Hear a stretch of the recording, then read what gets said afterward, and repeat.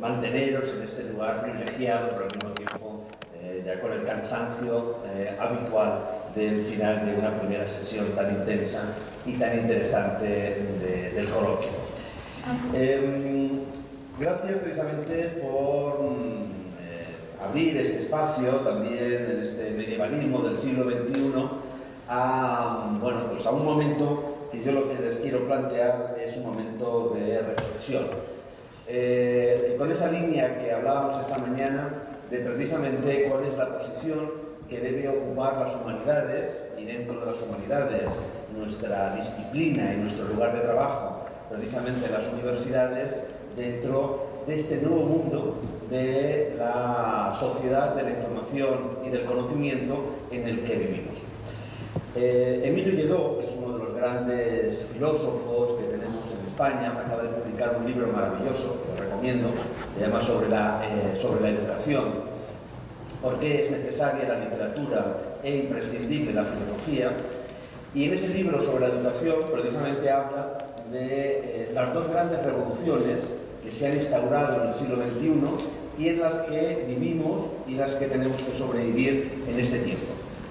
Esas dos grandes revoluciones son, por un lado, la globalización, que atañe no solamente al conocimiento, a la información, sino a la economía, a cualquier ámbito casi de nuestra vida cotidiana. ¿Quién de nosotros no se lamenta siempre cuando vamos viajando de lo globalizadas que están las tiendas, casi los souvenirs, los recuerdos, cosa que antes no pasaba y que precisamente también el viaje era un aprendizaje de espacios que poco a poco lamentablemente hemos ido perdiendo?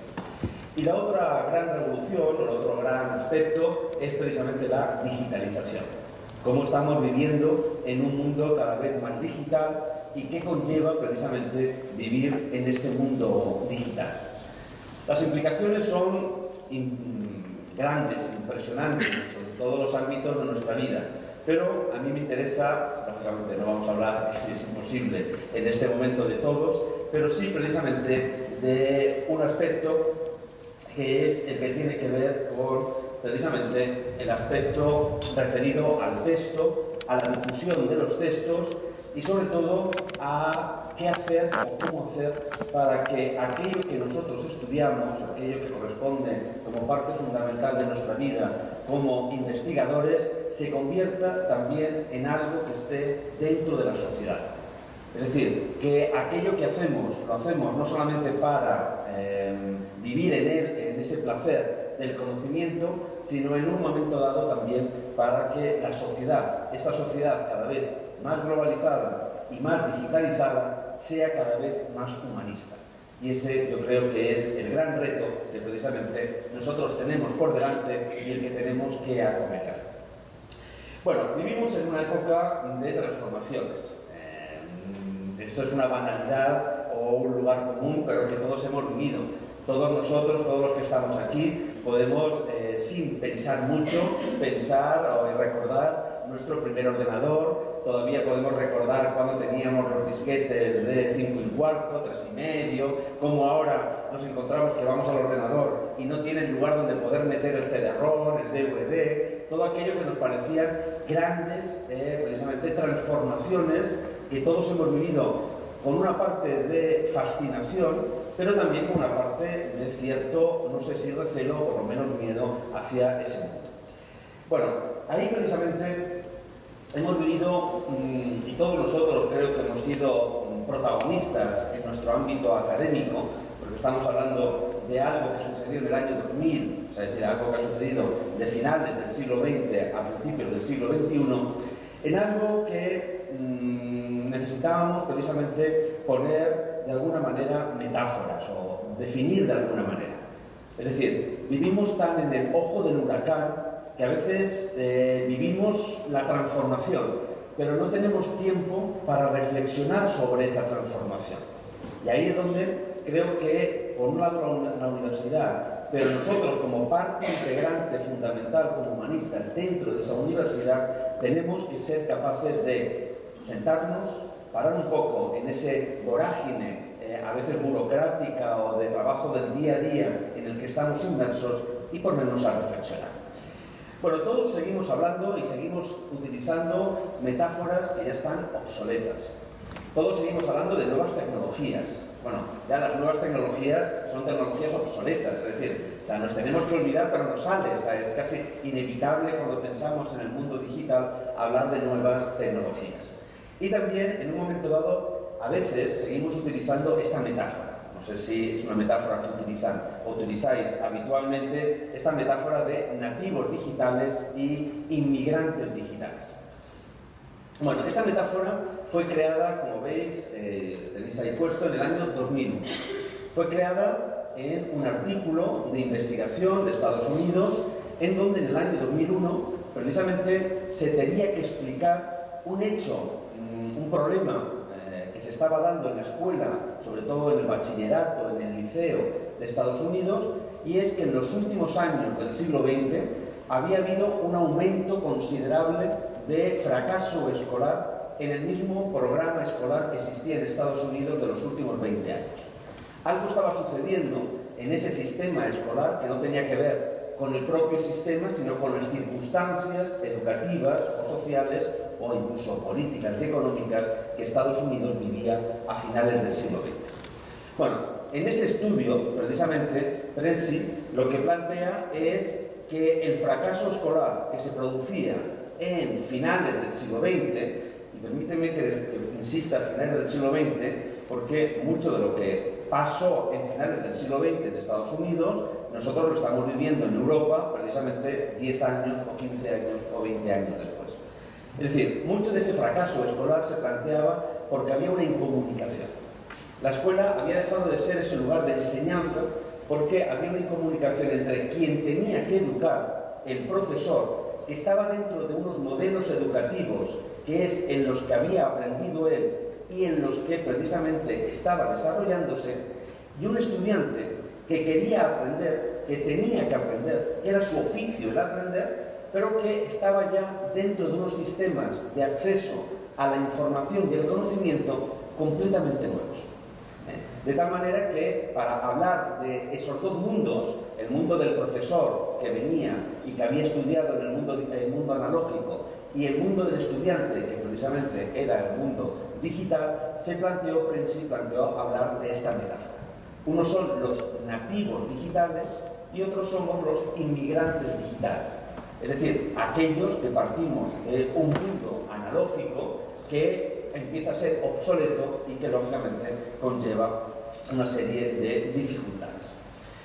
Bueno, si os dais cuenta, esa era la metáfora, pero también el debate que se producía a finales del siglo XX, principios del siglo XXI. Muchos de los que estamos en esta sala hemos ido a congresos en donde se hablaba de la muerte del libro, en donde se hablaba aquel congreso, un congreso muy famoso que hubo en París, en donde se hablaba de esto matará aquello. Es decir, estamos siempre trabajando con un elemento de confrontación, un elemento de lucha entre dos mundos que aparentemente eran dos mundos enfrentados entre sí.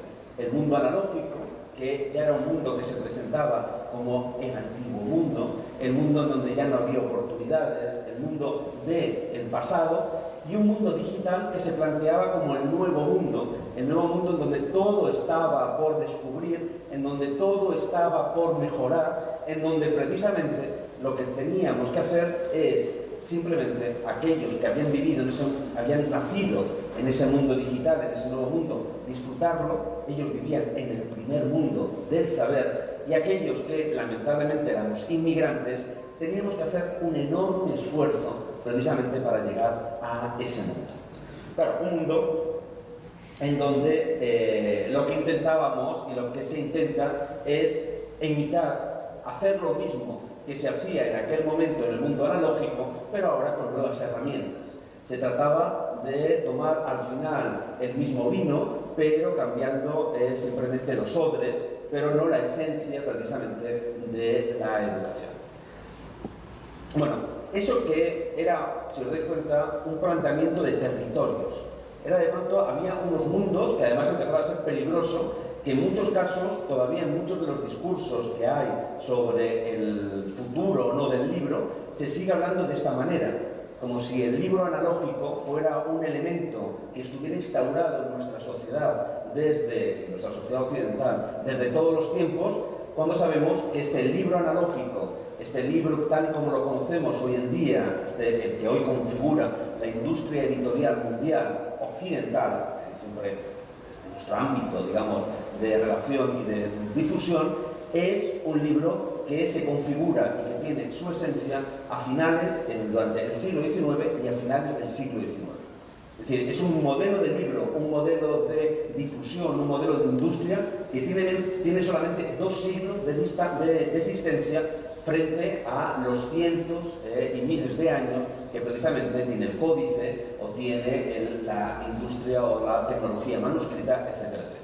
Es decir, nosotros venimos de una tradición que conocemos mucho más compleja que la tradición de las grandes casas editoriales y las grandes librerías que se configuran en el siglo XX, en el siglo XIX y el siglo XX. Bueno, todo eso, de pronto, a lo largo del siglo XX nos vamos a encontrar con que todo va a cambiar, se va a transformar, entre otras cosas, porque nos vamos a encontrar con que esos jóvenes de Estados Unidos que tenían problemas para poder aprobar en esa escuela analógica que Francis nos hablaba, precisamente van a llegar a la universidad y van a hacer su doctorado. Y de pronto, en su doctorado, van, por ejemplo, a configurar un nuevo modelo de buscador para encontrar de mejor manera los libros de la Universidad de Stratford.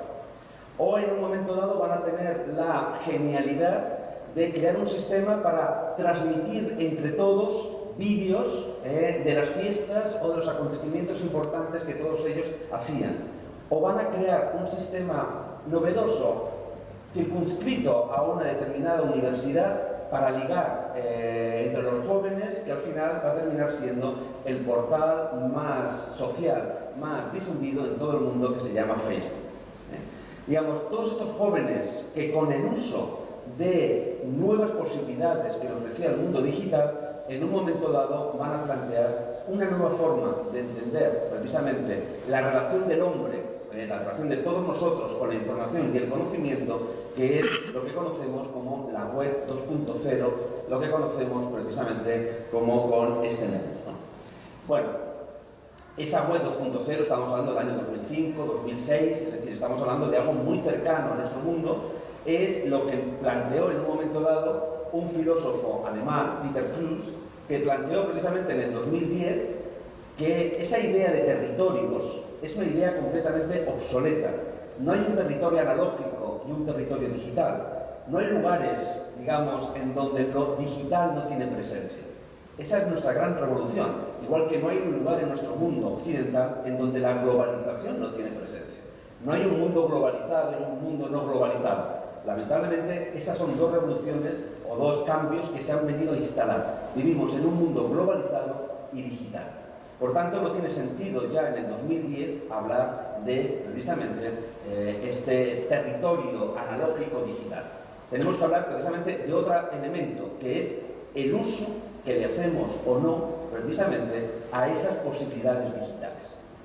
Y en ese uso a las posibilidades digitales, en donde en el año 2010 se planteó que debíamos olvidarnos de la metáfora de nativos y inmigrantes digitales y hablar en realidad de, como veis, residentes y de visitantes digitales.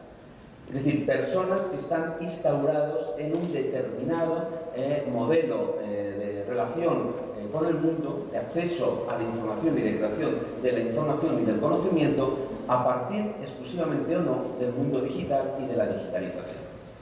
En el año 2010. Bueno, pues como esto todo va tan rápido, y bueno, como veis hay algunos, digamos, os he puesto por ejemplo este chiste que me gusta mucho, ¿no? Cuando está el niño que viene, ¿no? Y dice, ay mamá, y nieto contento, ¿no? Y dice, ay, por el Día de la Madre te he aceptado como amiga en Facebook, te he enviado un beso en el Twitter y te he dedicado un vídeo en YouTube, ¿no? O sea, para él, lógicamente, residente digital es lo más que puede hacer a una madre o a alguien expresarle todo el cariño que tiene públicamente, precisamente a partir de esas redes sociales. Claro, lógicamente, el gesto de la madre es esa, precisamente, visitante digital que cuando se pone un abrazo, o sea, gracias, o sea, que está ahí deseando precisamente algo más, ¿no? Bueno, pues como todo eso cambia, y ahí es donde ahora, bueno, como usted se me ha ido tan lejos, bueno, sí, vuelvo al mundo digital. Precisamente hoy en día ya también esa idea de los residentes y los visitantes digitales se nos está quedando obsoleta. Porque ahora, precisamente en 2018, 2017, en el momento en el que vivimos, estamos hablando ya de otra generación, que son precisamente los millennials, que son la generación X, o sea, los nombres que luego va a tener, que, queramos o no, es la generación que va a usar nuestras herramientas digitales, las que en un momento dado las va a utilizar, es decir, van a ser residentes digitales, son ellos los que nos van a marcar cuál debe ser digamos, el límite o la dirección en donde debemos trabajar. Porque si algo hemos aprendido, digamos, o algo nos ha enseñado, no sé si lo hemos aprendido, pero algo nos ha enseñado el mundo digital en estos 20 o casi 30 años ya de incorporación a nuestra vida, es que el centro de nuestra investigación, el centro de, digamos, de aquello, de los objetos que estamos creando para difundirlos, el centro de, en un momento dado, las ediciones, no es ya el autor que crea el objeto, sino el receptor a quien va destinado. Si algo nos ha cambiado en el mundo digital, y cada vez va a ser más, y lógicamente los millennials son ejemplo de ese cambio, no ya impuesto, sino ahora vivido como algo en primera persona, es que hemos cambiado completamente el eje de la comunicación. En el eje de la comunicación, en donde nosotros todavía inconscientemente o conscientemente estamos instalados, es decir, en el eje de la comunicación de Jacobson, es decir, en donde de pronto tenemos un emisor que crea un texto con un determinado contexto y un lenguaje para llegar a un emisor, en ese eje, de pronto hemos de colocar al emisor en el punto central. Y ese es el gran cambio que no hemos sabido hacer todavía en nuestras enseñanzas universitarias, sobre todo en un determinado modelo universitario, pero tampoco hemos sabido hacer en muchos casos en los productos que desde las humanidades ofrecemos precisamente al público. Y eso es lo que hace que de pronto nos pueda sorprender que haya de pronto pues escritores, científicos, pseudocientíficos, pseudoescritores, que de pronto tengan una llegada al público muchísimo mayor que precisamente aquellos que para nosotros son los grandes referentes. En mi caso, como escritor, como poeta, no he de decir que me siento muy apenado, precisamente que en la gran feria del libro que hay en España, que es la Feria del Libro de Madrid, por ser la feria del libro más democrática, más grande, donde hay 3 millones de personas que pasean por el Retiro alrededor de los libros, que es una gran fiesta de los libros, de pronto uno tiene a Antonio Gamoneda, 3 personas, uno tiene a Javier Cercas, 4 personas, uno tiene a Almudena Grandes, 50 personas, y uno de pronto tiene a Brandon, que espero que no conozcan, que es un poeta que ha ganado un programa de televisión y tenía una cola de más de 200 personas.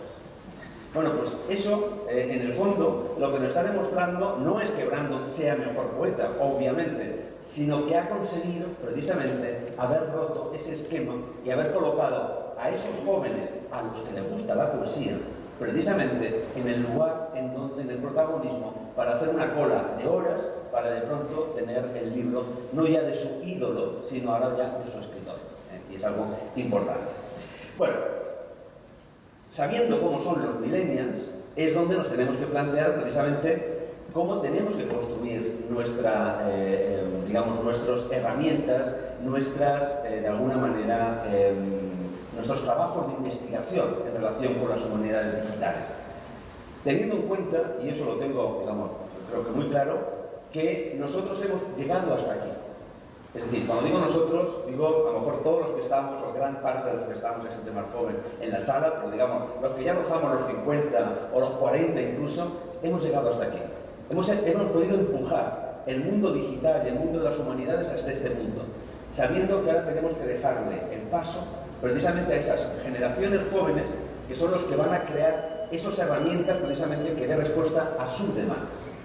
Pero cuanto más les podamos dejar esa herramienta afilada en aquello que es la tradición también filológica y la tradición de las humanidades, yo creo que también los jóvenes van a salir beneficiados. Bueno, ¿cómo son estos millennials y por tanto cómo deberíamos pensar? ¿En qué cabeza deberíamos ponernos precisamente a la hora de intentar llegar a estos jóvenes para que nuestro conocimiento, que somos los que los tenemos, pueda llegar a convertirse precisamente en conocimiento suyo, en información al que ellos acceden. Bueno, por un lado, ellos son completamente digitales. Nos tenemos que olvidar ya de la lucha digital analógico, son completamente digitales. Los chavales, los jóvenes, estos millennials, seguramente leen mucho más de lo que leíamos nosotros a su edad, no digo ahora, pero sí a su edad. Lo que sucede es que no leen libros, sino que leen otras plataformas o otros medios de acceso a la información que no tienen nada que ver. En segundo lugar, son multipantallas y precisamente también son multidispositivos. Son capaces de, en un momento dado, tener diferentes, capacidad de hacer diferentes cosas a la vez, estar en diferentes medios de acceso a la información y además hacerlo en pantallas y en dispositivos completamente distintos. Lógicamente, con este nuevo cambio estamos perdiendo también destrezas que para nosotros son fundamentales. Por ejemplo, hay una destreza que se está perdiendo, que tendremos que también intentar que esa pérdida sea lo menos posible, que es, por ejemplo, la destreza de la complejidad lingüística. Porque, lógicamente, cuanto más multidispositivos seamos y más multipantalla, tenemos que trabajar con mensajes cada vez más sencillos.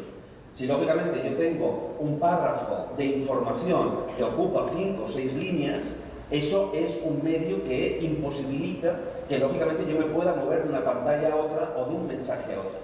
Cada vez necesito frases más sencillas, ir a oraciones simples, ir a oraciones coordinadas, ir a oraciones en donde la subordinación cada vez empieza a ser un problema de comunicación. Bueno, ¿cómo conseguir que precisamente ese medio sea lo menos desgastado o que pueda ser para la sociedad? Es una parte también importante para nosotros. La complejidad del léxico. También en un momento dado estamos viendo cómo cada vez. Y luego algo también que es la incapacidad de concentración.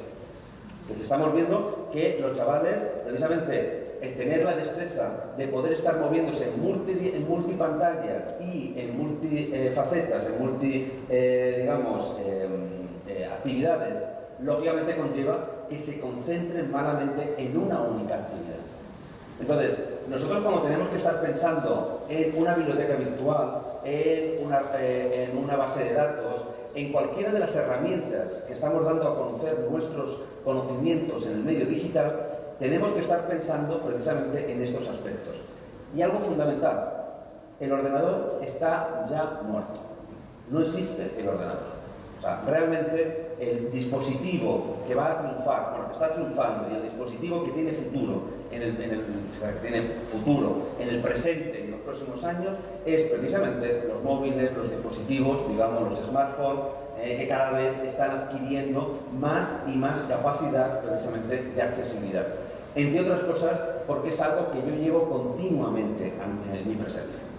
Por eso los chavales son nomófobos y adictos. Es decir, una de sus grandes fobias es quedarse sin móvil. No se puede quedar sin ordenador, se puede quedar sin tablet, pero sin móvil. Eso es, digamos, lo peor que a uno le puede pasar. Es decir, el peor castigo que le pueden dar hoy en día a un chaval es te voy a dejar unas horas sin móvil, sin comunicación total con la sociedad, con el exterior. Pero bueno, confesémoslo, no solamente a los chicos. Quiero decir, el día que salimos de casa y se nos ha olvidado el móvil, ese día parece que estamos medio desnudos. Como, bueno, me habrán llamado 1000 veces, me habrán no sé qué. Luego uno va a casa y no le han llamado 1000 veces, no ha recibido ningún mensaje importante. Podemos vivir sin el móvil, pero en el fondo hay una dependencia cada vez más, no ya al aparato, sino a la capacidad precisamente que nos ofrece de comunicación continua con el mundo. Y en esa comunicación continua es una comunicación personal, pero lo que hace también es el gran cambio del mundo digital, en donde se ha roto la frontera entre lo personal y lo profesional. Es decir, nosotros estamos contestando al mensaje del amigo que nos está contando algo muy personal y estamos contestando el mensaje de tu jefe o de una reunión en algo muy profesional. Y lo estamos haciendo en el mismo medio. Antes sabíamos, cuando volvíamos de un viaje, dónde teníamos las cartas personales, que es las que teníamos en casa, y dónde teníamos la correspondencia profesional, que es la que teníamos en la oficina. donde nos llamaban en el teléfono a un lugar y en otro, y teníamos claro diferentes ámbitos de nuestra vida. Hoy todas esas dicotomías entre lo profesional y lo personal se han perdido completamente. Y luego algo fundamental, son adictos. O sea, ya no buscan programas, ya no buscan páginas web, ya no buscan lugares, buscan precisamente apps, o sea, es decir, pequeños programas que les permiten en un momento dado, bueno, nos han explicado esta mañana, hacer un viaje en un determinado lugar, moverse en un momento dado por Santiago de Compostela, moverse por un lugar, llegar en un momento dado a que te digan qué es lo mejor que puedes tener en un determinado sitio, etcétera, etcétera. Es impresionante la cantidad de información que en un momento dado hoy en día tenemos. Nunca hemos tenido tanta. El problema es que tanta información no solamente nos puede abrumar, sino que solamente aquellas que están bien organizadas en esas precisamente plataformas en donde se puede acceder al usuario realmente son efectivas. Bueno, son sociales. Y eso es algo también fundamental. Ese es el cambio también fundamental en un momento dado que tienen. Los perfiles en las redes sociales son fundamentales. Nosotros hemos decidido, como universidad, como sociedad, como academia, que nosotros estamos por encima de las redes sociales. Estamos por encima de los lugares que son el 98% de acceso a la información. Si nosotros mismos nos hacemos una evaluación personal de cuántas veces utilizamos una herramienta digamos, específica de acceso a la información, porque realmente sabemos que en tal libro está la información precisa, o cuántas veces utilizamos Wikipedia, tendríamos, digamos, que hacer, digamos, un balance de cuántas veces al final, aunque sabemos qué es Wikipedia, terminamos aceptando o buscando la información que en Wikipedia aparece, que en muchos casos no es la más razonable o la más prestigiosa, pero sí que es la más accesible. Bueno, el 98% de la población mundial, no un 2% que podemos estar nosotros considerados en ese núcleo, tienen Wikipedia como un elemento fundamental de acceso a la información. Claro, cuanto menos nosotros trabajemos, no ya en Wikipedia, sino en crear apps o herramientas sociales que precisamente nuestra comunicación esté a su acceso, pues lógicamente jamás van a poder llegar a nuestro artículo de investigación, a nuestras actas de congreso, es decir, a nuestros medios habituales de donde el saber y el conocimiento está accesible. Bueno, y eso lo vemos mucho en clase, aún no, digamos, mereciéndolo, son muy críticos y exigentes. Muchas veces nos critican nuestra forma de enseñar, nos critican nuestros conocimientos, sin tener ellos que justificar la posición en donde está haciéndose esa crítica, que a lo mejor saben mucho menos que nosotros, en la mayoría de los casos, otras veces no, o por lo menos no tienen el derecho tampoco de hacer la crítica, pero lo son, o sea, no tienen un acceso completamente pasivo ante la información o ante el conocimiento. Y eso es algo que nosotros también tenemos que en un momento dado tener en cuenta en nuestras herramientas. Y luego, algo fundamental, y ahí es el elemento para mí clave de todo este proceso, que ellos cada vez necesitan más y exigen una personalización de los materiales. Es decir, necesitan poder elegir ellos qué material quieren ver y necesitan también poder personalizar los portales según sus intereses y también según su capacidad de comunicación con la información que reciben. Todo lo que es simplemente que una autoridad, que somos nosotros, esté ofreciendo un conocimiento que es el mejor y que de pronto se convierta simplemente en un escaparate, es algo que se queda obsoleto ya automáticamente desde su nacimiento, por más que para nosotros sea un elemento esencial en donde llevamos trabajando años y años para que eso esté en un lugar, en un portal, en Internet. Digamos, es todo lo contrario. Tenemos que empezar a crear, ¿qué? Arquitecturas de la participación. Es decir, poder crear, como veremos, estándares para que los estudiantes, cualquier usuario, no solamente los estudiantes, cualquier usuario, pueda hacer suyo precisamente aquello que es nuestro. Porque al final lo importante es que tenemos que crear esas dinámicas para que todo esté conformado como una unidad. Bueno, tienen unos folios, digamos, en las carpetas, en donde todas las direcciones que les voy a poner, etcétera, y algunas imágenes, las tienen ahí para que no tengan que estar copiándolas ni estar preocupándose, tienen todo ese material.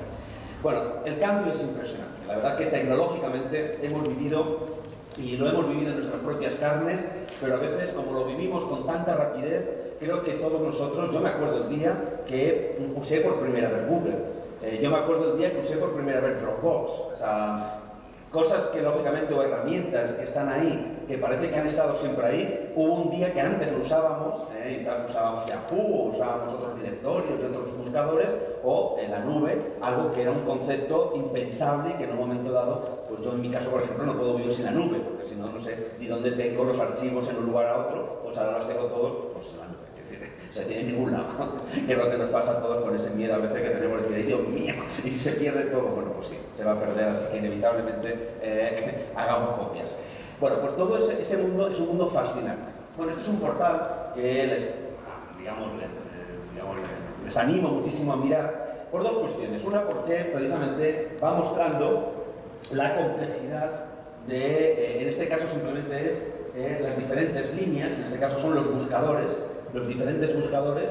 Por un lado, la complejidad de todos los cambios tecnológicos que hemos ido viviendo y de pronto tenerlos aquí, presentes en un portal, a uno también le hace ver todos los cambios que todavía nos esperan en un futuro muy cercano. Pero es que además es un portal buenísimo, porque esto es un proyecto de investigación de 4 años, en donde se plantea que la difusión de la investigación no tiene que ser el texto. Es decir, que tiene que ser un elemento precisamente en donde yo tengo aquí varios capítulos, los buscadores, el lenguaje informático, en un momento dado los formatos de imágenes. Yo tendría diferentes capítulos de un libro. Bueno, pues yo como usuario, ¿qué es lo que hago? Voy eligiendo cada uno de los capítulos que de pronto me aparece en un color diferente, con unas maneras diferentes y que lógicamente, por ejemplo, en el caso de los buscadores, en este caso por ejemplo Firefox, te va mostrando incluso con imágenes cuáles son las diferentes interfaces de ese buscador a lo largo del tiempo, etcétera, etcétera. Todo eso, lógicamente, con un tipo de acceso a la información que no tiene nada que ver con la linealidad del discurso.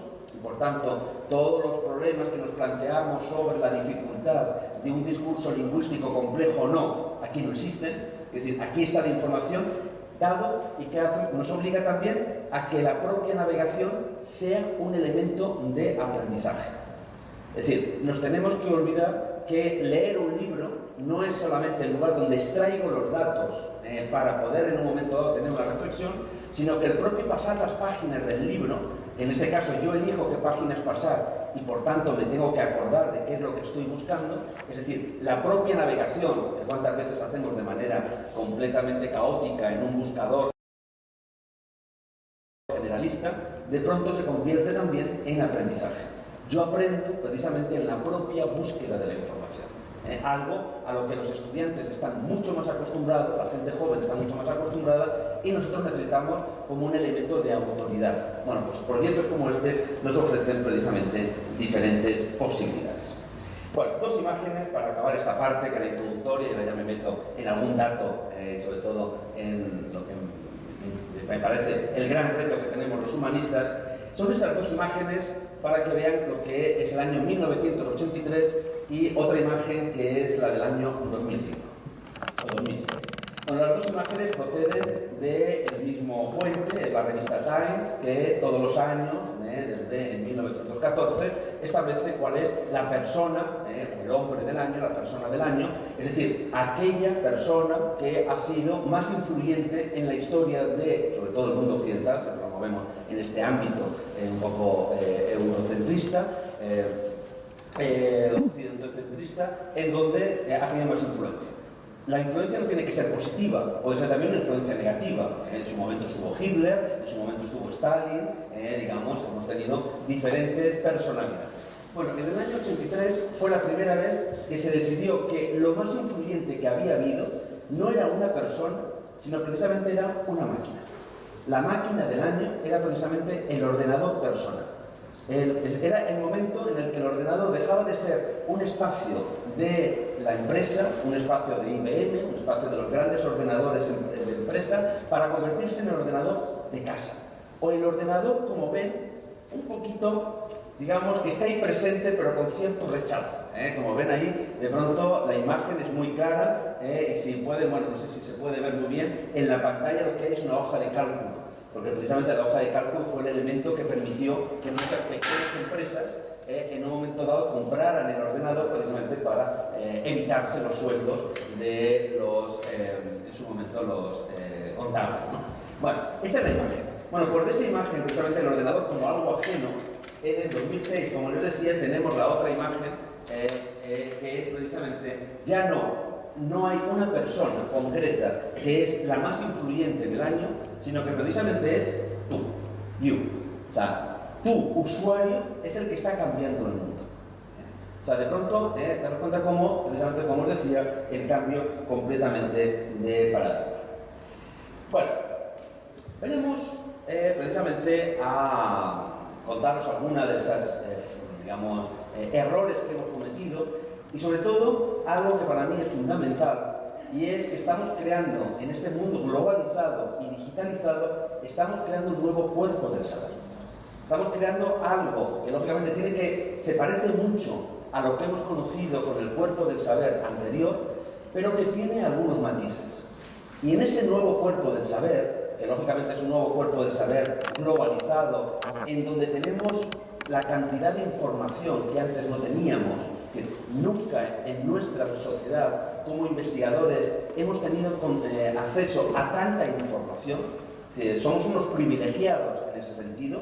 Por otro lado, nunca hemos podido hacer trabajos de cuantificación de la información como hoy podemos tener. Hoy podemos trabajar con inmensidad de datos que cualquier filólogo, investigador humanista de hace unos años se quedaría completamente asombrado de que podamos trabajar con millones de formas a la hora de analizar, por ejemplo, la forma de hablar del portugués o del castellano, de cualquier lengua actual, etcétera, etcétera. Bueno, pues en todo ese mundo, en ese nuevo organismo del saber, creo que tenemos que reivindicarnos los humanistas precisamente como el cerebro de ese cuerpo. O sea, creo que nosotros somos los que tenemos que liderar las estructuras que van a permitir que precisamente esos jóvenes generaciones, esos millennials que están interactuados, etcétera, etcétera, no vayan de alguna manera haciendo las cosas por hacerlas, sino sabiendo por qué las quieren hacer, en esa reflexión. Los informáticos serán los brazos o las piernas, los diseñadores serán el vestido o el cuerpo, los publicistas en un momento dado serán el pecho. Es decir, diferentes partes de ese cuerpo serán esenciales para organizar esos nuevos equipos de trabajo que lógicamente nos está demandando la sociedad del siglo XXI. Pero en ese nuevo equipo de trabajo, como os digo, creo que los humanistas tenemos esa necesidad. Y os voy a explicar un poco por qué y dónde creo que deberíamos trabajar. Bueno, una de las cosas que tenemos que tener clara es que el texto digital no es simplemente digitalizar lo que ya existe en la antigüedad o lo que ha existido hasta ahora en el mundo analógico.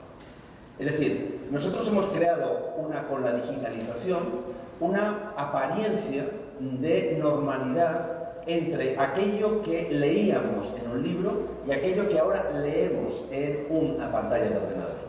Es decir, aparentemente es lo mismo. Igual que aparentemente, lógicamente, si ahora hiciéramos la prueba y les os pusiera dos imágenes de la Biblia de Maguncia de 1453 y de la Biblia de 42 líneas de Gutenberg de 1453, dos imágenes, no el original, sino dos imágenes, y os pidiera que me digáis cuál es cuál, y no sabríais decir cuál es la Biblia manuscrita y cuál es la Biblia impresa, porque precisamente la intención del incunable es imitar en su forma externa con la nueva tecnología aquello que existía antes. Esa es la situación en la que nosotros tenemos que empezar a abandonar. Tenemos que empezar a abandonar de que el texto digital es lo mismo que teníamos en el mundo analógico con, digamos, en un nuevo medio de transmisión. ¿Qué es lo que estamos incorporando al texto digital? Estamos manteniendo una apariencia, unos elementos que tienen que ver con la codificación, es decir, el alfabeto, es decir, que es un elemento cultural, y con unos elementos, digamos, lingüísticos. Esa apariencia, digamos, por un lado un alfabeto y por otro lado una lengua. Pero al mismo tiempo, el texto digital, para que pueda existir, tiene que tener otro elemento fundamental, que es en el que tenemos que trabajar y es el que va a permitir la comunicación, crear nuevas estructuras, etcétera, etcétera, que es precisamente el código matemático. Es decir, lo que para nosotros es una A, y sigue siendo la codificación de una A, y nos da lo mismo hacerla con la mano, o lo hacemos con un ordenador, o lo hacíamos con una máquina de escribir, ya fuera la normal o fuera la eléctrica, que por todas hemos pasado, etcétera, etcétera. Esa codificación en realidad no es A, sino que es un dígito, es un bit, que lógicamente tiene un elemento que permite que las máquinas puedan estar leyendo. Pero gracias a esa codificación que nosotros hacemos, esta máquina está conectada y tiene un DNI, tiene una IP que nos dice dónde está colocada, en qué momento se está abriendo, etcétera, etcétera. Es decir, yo en un momento dado puedo saber, con un programa, dónde habéis leído todos los libros, en qué momentos habéis parado, qué parte os ha interesado más, en qué lugar se están leyendo los libros, etcétera, etcétera. Es decir, yo estoy incorporando algo esencial que habíamos perdido en el siglo IV después de Cristo, antes de Cristo, perdón, en el mundo de la tecnología de la escritura, que es precisamente todos los elementos positivos que tenía la oralidad. Y entre ellos, un elemento fundamental que es la creación de comunidades, que es lo que permite precisamente las redes sociales, la interconectividad, las app, etcétera, etcétera, todo eso que estamos dando continuamente. Esto tiene cookies, y digo, ¿qué más me da? Yo lo que quiero es ver esto y le digo que sí. Bueno, pues ese sí, lo que estamos dándole es información personalizada de nuestros usos continuos de cómo nos comportamos, que lógicamente permiten a las empresas tener los big data, es decir, esas cantidades enormes para que yo les pueda decir, no, yo a partir de las 10 no leo, yo me dedico simplemente a reflexionar, y de pronto está viendo que yo a partir de las 10 leo, escribo, etcétera, porque están los datos reales, no los datos de opinión que yo en un momento dado le puedo estar dando. Bueno, pero me interesa sobre todo, como os decía, y era un poco la intención de la conferencia también, de que no podemos avanzar realmente en este nuevo mundo, en este nuevo cuerpo del saber, si no nos imponemos a que aquello que es nuestra metodología, nuestro conocimiento, aquello que son los elementos básicos de aquello que hemos hecho toda la vida, y bueno, toda la vida de que tenemos ciencia filológica, sobre todo la edición de textos, no los tengan en cuenta las nuevas herramientas. Es decir, si yo al final construyo una herramienta que es magnífica en sus brazos, que es magnífica en su diseño, que es magnífica en su capacidad de redes sociales, que es magnífica en su difusión, pero que es equivocada en su fundamento de contenido, al final ¿qué voy a tener? Un cuerpo del saber Frankenstein. Es decir, un cuerpo de saber que no tiene ninguna finalidad, que no tiene ningún uso. Bueno, un ejemplo, nada más, para que veáis lo que conlleva no utilizar un concepto tan básico en la crítica textual, que es el concepto de texto y testimonio. Es decir, estamos hablando de un concepto básico que se enseña en las primeras páginas de cualquier manual de crítica textual, de cualquier clase de crítica textual. Es decir, en la Edad Media nos encontramos con un momento de génesis y con un momento de transmisión. Es decir, un momento en donde se crea un determinado texto en un determinado ámbito de creación por o varias personas, digamos, con toda la complejidad que no voy a meterme que tiene la creación de un determinado texto en la Edad Media. Y luego tenemos, lógicamente, el ámbito de la transmisión, la copia de esos textos que, lógicamente, lo que van haciéndose es adaptarse a los diferentes públicos a los que va destinado en cada momento esa copia. Ya sea un cambio lingüístico, para adaptarlo a unos hechos de diferentes siglos, de cómo ha evolucionado la lengua en diferentes siglos, o también unos cambios internos, textuales, que conlleva la actualización de contenidos precisamente de esos textos. Nosotros tenemos claro un punto y otro. Bueno, pues ese concepto, bueno, os había traído algunos ejemplos, pero digamos, sobre todo para que veáis algunas de las primeras ediciones, sobre todo todo lo que es nuestra metodología ecdótica, nacida precisamente de Karl Lachmann, y estas, bueno, eran algunos ejemplos de las primeras ediciones hechas. Bueno, pues todo eso hace que nosotros tengamos, para el caso del español, una de las más grandes bases de datos lingüísticas que podamos trabajar, sobre todo para la Edad Media. Bueno, la Edad Media y los textos antiguos. Una de las primeras bases de datos, no solamente de las más grandes e importantes, sino de las primeras, es decir, de aquellas que hubieran podido poner las bases metodológicas sobre las que construir el resto de las bases de datos. Bueno, me estoy refiriendo precisamente al CORDE de la Real Academia Española. Un proyecto financiado por miles y miles, por no decir millones de euros a lo largo de muchos años, realizado por una de las entidades humanísticas más prestigiosas y, por tanto, digamos, ganado un espacio de desarrollo y de difusión importante, pero que de pronto no tuvo en cuenta este principio básico de texto y transmisión. ¿Eso qué significa? Que yo tengo que una de las grandes, digamos, obligaciones que te obliga el mundo digital es que tienes que etiquetar. Es decir, que tienes que ser sistemático. O sea, que lamentablemente el ordenador necesita no hacer la A de una determinada manera, y todos podemos hacer una A de una manera diferente, pero sigue siendo la misma A. El mundo digital significa que la A es 1, 2. Es siempre el mismo código. De tal manera que en un momento dado, yo para poder hacer este análisis, por ejemplo, yo tengo que buscar y le digo, búscame una determinada palabra en un determinado época.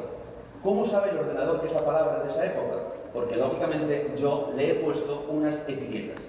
Y en esas etiquetas, por ejemplo, bueno, os traía el ejemplo de Cifar, que era un ejemplo muy querido para mí, como podéis imaginar. ¿Y qué sucede? Que en un momento dado, la etiqueta que él tiene, es decir, todos los usos lingüísticos que aparecen en el Cifar, es decir, en ese texto que es Cifar, él los atribuye a un momento histórico, que es 1300-1305.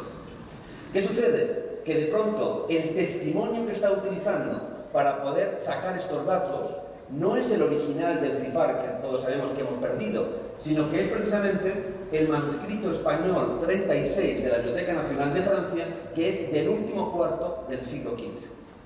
De tal manera que todos los datos lingüísticos que aparecen en el CORDE, que dicen que son de 1300-1305, en realidad corresponderían a un códice de 1470-1480.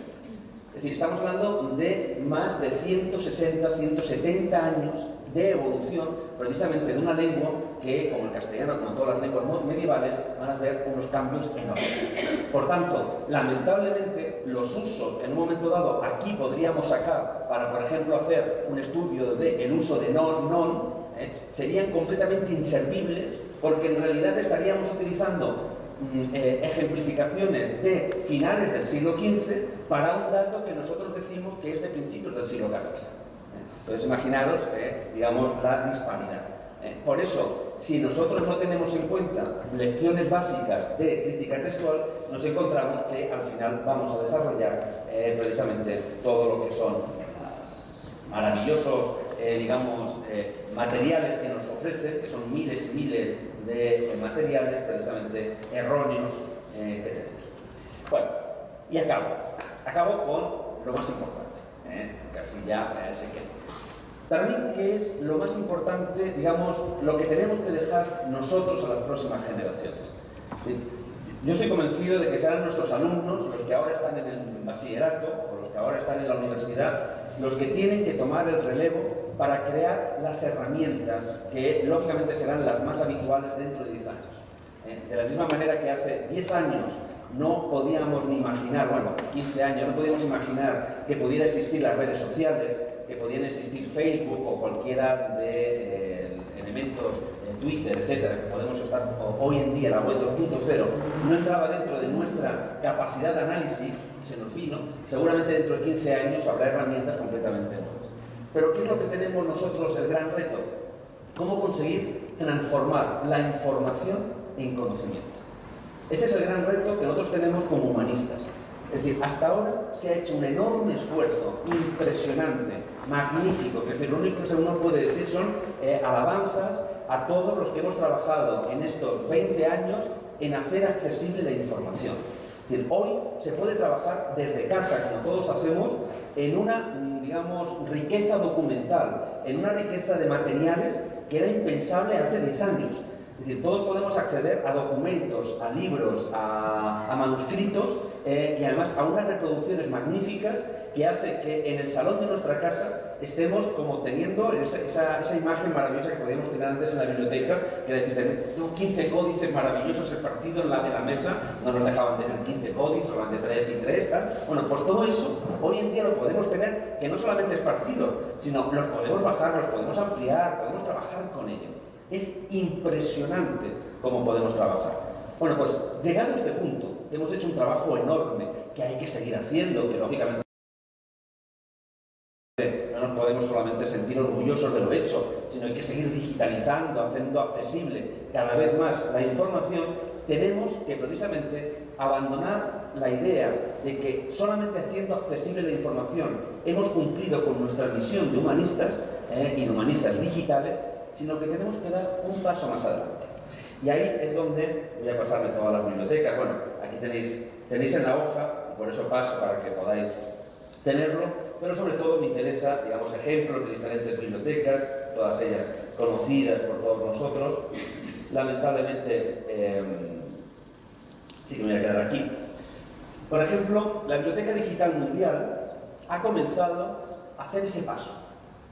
La Biblioteca Digital Mundial, ese proyecto que lidera la Biblioteca del Congreso de Estados Unidos y que apoya a la UNESCO, de pronto ha querido convertirse en un espacio de conocimiento y no solamente de información. Y lo ha hecho de una manera muy sencilla, porque a veces, digamos, este paso del conocimiento a la información, de la información al conocimiento, no tenemos que pensar en grandes inversiones. A veces es cómo hacer precisamente que no solamente lleguemos a la información, sino que esa navegación, como os decía antes que pasaba precisamente en ese portal de la evolución de la web, la propia navegación sirve de elemento de acicate del conocimiento. Bueno, ¿qué es lo que han hecho?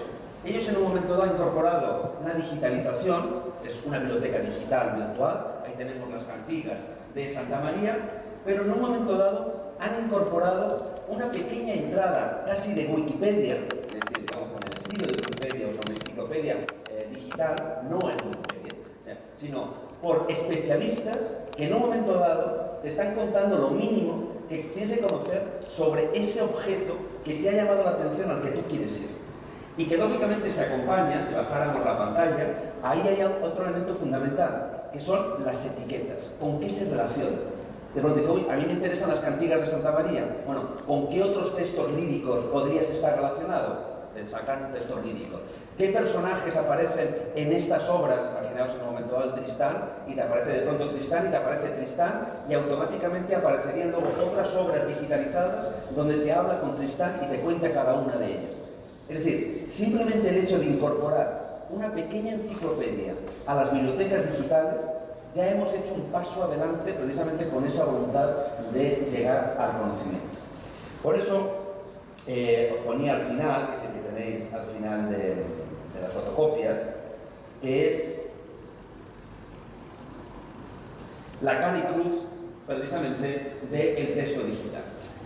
Es decir, nosotros tenemos, gracias a más de 20 años de experiencia, de editar textos digitales, de trabajar con textos digitales, de hacer accesibles las digitalizaciones o plantearnos nuevos proyectos, precisamente algunos de sus caras, es decir, los elementos positivos que precisamente tiene el texto digital frente a cualquier otro elemento de difusión del texto en una tecnología, ya sea manuscrita o ya sea impresa o cualquier tecnología anterior.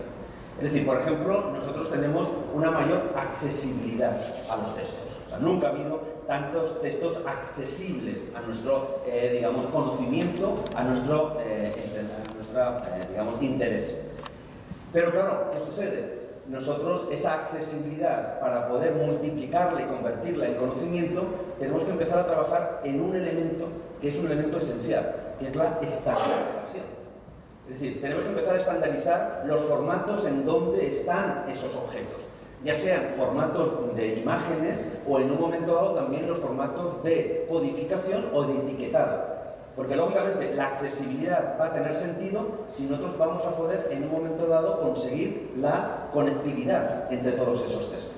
Se preguntaba esta mañana sobre las rutas, cómo se podían conectar. Pues, bueno, además de las rutas, etcétera, imaginaos poder conectar todo aquello que en un momento dado está accesible. Para poder conectarlo, lógicamente, necesitamos estándares que se trata de aceptarlos en una comunidad y, por tanto, utilizarlos. El propio estándar de digamos, el lenguaje binario que está detrás del texto digital es un estándar decidido en una reunión y que todo el mundo ha utilizado a partir de ahí. Los estándares bibliotecarios, etcétera, etcétera. Entonces, ahí tenemos el gran reto, precisamente, de las humanidades de establecer, precisamente, ese elemento. Porque si no, al final, ¿qué nos sucede? Que pueden ser los objetos, estar accesibles, pero no ser posiblemente, no los podamos, en un momento dado, poder utilizar, porque el aparato no tiene el programa adecuado, etcétera, etcétera. Luego, lógicamente, la densidad de información. Nunca ha habido en nuestra cultura occidental la capacidad de tener tanta información accesible. O sea, pasamos del rollo al códice y ya el códice era una impresionante capacidad de densidad de información que hizo posible las grandes sagas históricas, religiosas, artúricas en un momento dado durante la Edad Media. Bueno, hoy en día ya hemos pasado de ese que nos parecía maravilloso disquete o disco de 5 1/4 al de 3 1/2 que nos parecía ya lo último, un DVD, eso era ya como, yo tengo un DVD y puedo grabar todo lo que habíamos estudiado en un DVD. Bueno, hoy cualquiera con un pendrive que te regalan casi si vas a comprar al mercado, tiene una capacidad de almacenaje impensable. Pero ¿qué sucede? Que lógicamente nos toca una automática actualización tecnológica. Porque lógicamente toda esa información, al final, por estar en diferentes programas hoy en día obsoletos, podemos tener archivada la información, pero luego imposible, no solamente ya porque no tengamos la ranura en el ordenador donde poder leerlo, sino que cuando lo tenemos, de pronto no tenemos el programa adecuado precisamente, y esa es la cruz de todo este mundo. La recuperabilidad es el elemento fundamental de la información. Es decir, nosotros podemos llenar como si fuera un trastero de información una página web, no importa. Lo importante es que lo podamos recuperar esa información. Eso es lo que hace que hablemos de repositorios y hablemos de bibliotecas. Bueno, la recuperabilidad es lo que nos obliga a sistematizar precisamente con esas etiquetas esos materiales que en un momento dado estamos incorporando. Pero claro, ahí es donde volvemos a tener que ser sistemáticos. Y ese es otro de los grandes retos que tenemos que aprender desde las humanidades, a ser sistemáticos, a no ser que cada uno tenga su librillo, tenga su forma de trabajar, etcétera, etcétera. No hemos conseguido, después de siglos de trabajo, por ejemplo, tener unas normas únicas de edición de textos. O sea, no lo hemos conseguido todavía. Bueno, pues el mundo digital nos va a obligar sí o sí a tenerlas. Porque lógicamente no vamos a poder publicar si no utilizamos unas determinadas normas sistemáticas. Bueno, la actualización, eso es un elemento esencial del mundo digital. Poder saber que la información que tenemos en la web, en la app, en el dispositivo X, es la última que nosotros sabemos, es maravilloso. Pero claro, tenemos que también empezar a crear protocolos de archivo de toda la información que anteriormente existía. Porque es tan importante saber que ahora sabemos que un dato, en un momento dado hemos cambiado porque se ha descubierto un documento y sabemos tal fecha en concreto, como saber que durante 200 años ese dato era otro. Porque lógicamente el documento no se conocía y todos hemos trabajado con la hipótesis de ese otro dato. Entonces también ahí nos perdemos la posibilidad precisamente de esa conservación. La difusión, lógicamente, no hace falta decir, es la cara lo importante, y luego también una universalidad técnica.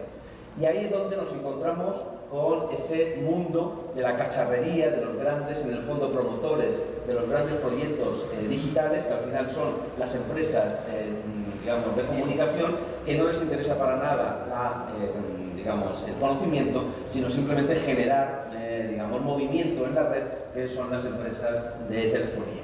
Y luego, precisamente, ese elemento que os decía, fundamental, que nos están poniendo de base los millennials, esa interactividad. Y ahí es donde nosotros tenemos que empezar, precisamente, a plantear arquitecturas de la participación.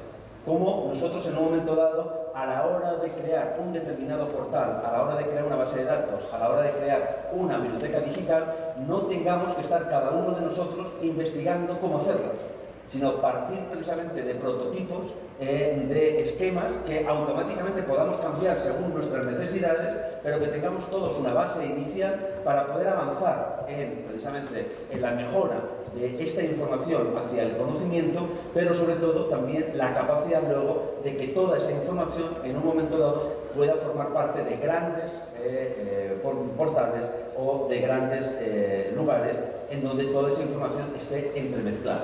Porque por más que cada uno de nosotros tenga un conocimiento y ya es mucho tener un conocimiento cada uno de nosotros. Si no lo compartimos y los hacemos precisamente que cualquiera pueda acceder a ellos, nunca avanzaremos precisamente en esta, que es una sociedad cada vez, querámoslo o no, más globalizada y más digital. Muchas gracias.